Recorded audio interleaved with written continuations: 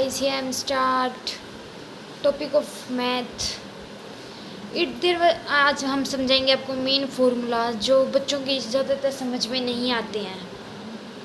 सबसे पहले होता है ये पहले 3 फार्मूले होते हैं मीन के। एक होता है मोड का और एक होता है मीडियन का।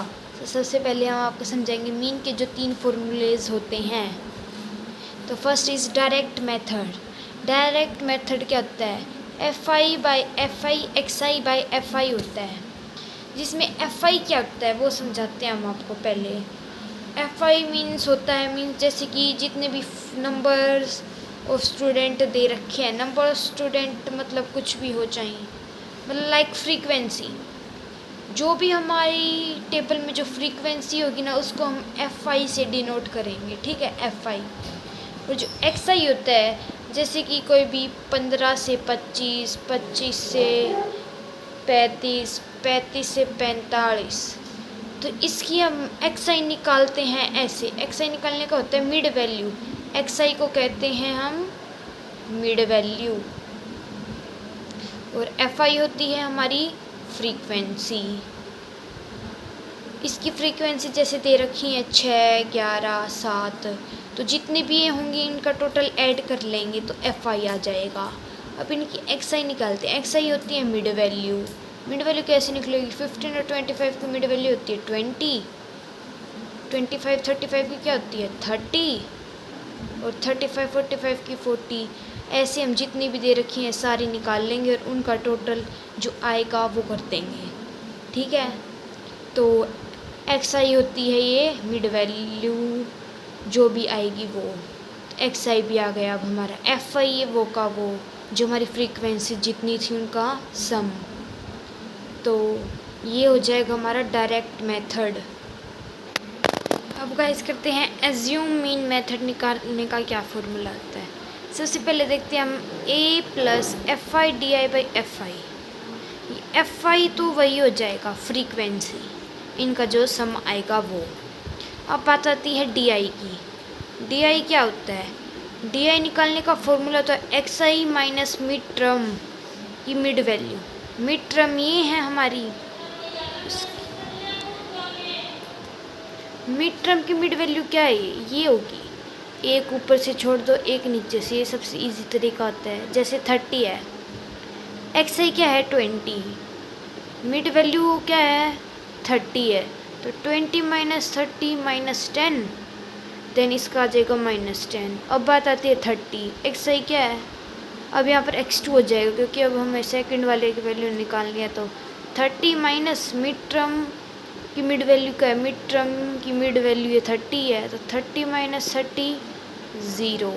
अब बात आती है इसकी X3 क्या हो जाएगा 40, मिड वैल्यू क्या होगी मिड टर्म की 30, 40 माइनस 30 क्या होगा 10, तो इसकी हो जाएगी 10। अब इनको ऐड करके जो भी आएगा उसे हम कहते हैं DI। क्या आएगा? जैसे -10 मतलब आगे जितना भी करोगे वो उनका आंसर हो जाएगा, मतलब DI ऐसे निकाली जाती है। अब बात आती है A। अब बारी आती है A की।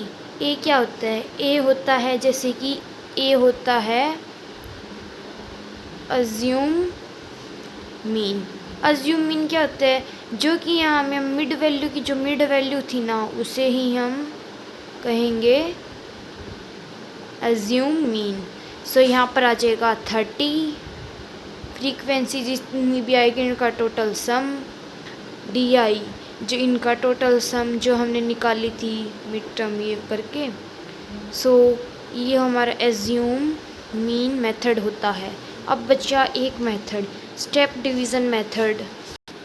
अब हम स्टार्ट करते हैं step division method. Step division method का फॉर्मूला होता है A plus FI UI upon FI into H। अब निकालते हैं सबसे पहले FI, तो आपको बताया होगा फ्रीक्वेंसी जो भी दे रखी है।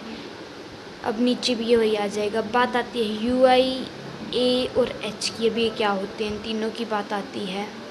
सबसे पहले हम करते हैं UI की बात। UI की बात करते हैं तो UI का फॉर्मूला होता है DI अपॉन क्लास साइज। आपको बताया था कि पिछले स्टेप में कि हम DI कैसे निकालते हैं। जो ये डी आई आई है उसको हम डिवाइड कर देंगे। बहुत आसान होता है यू आई निकालना, बस डी आई में थोड़ा बहुत हार्ड कुछ करना होता है। इसमें तो सिंपल सा है, जो आपकी डी आई आई है उसमें से क्लास साइज कितना है, इसका क्लास साइज निकालने के लिए अपर लिमिट और प्लस लोअर लिमिट अपॉन 2 करते हैं। तो ये कर लो, 25 प्लस 15 कितने होते हैं 40, 40/2। 2 मिनट।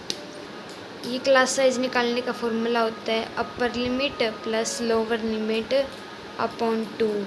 ये तो आपका आता ही होगा, लेकिन अब हम क्लास साइज निकालते हैं तो क्लास साइज निकालने का फॉर्मूला होता है 25 अपर लिमिट को माइनस कर दो लोअर लिमिट में से, तो 25 माइनस 15 कितना होता है 10। तो क्लास साइज कितना आ जाएगा हमारा 10। तो हमारा यहाँ पर क्लास साइज अगर 10 आ चुका है तो हमारी यू आई निकल जाएगी। तो अब -30/10 -3 -20/10 -2 10/10 0। अब इनका ऐड आ जाएगा, बाकी यहाँ पर दिए होंगे तो उनका भी ऐसे ऐसे करके निकाल लेंगे, जो आंसर आएगा उनको ऐड करके लिख लेंगे। अब हमारा यू आई भी हो गया। अब बात आती है ए की।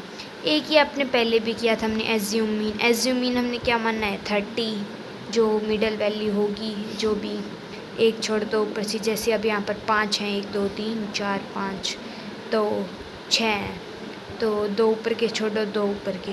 अब बीच में अब हमने यहाँ पर 6 ले लिए।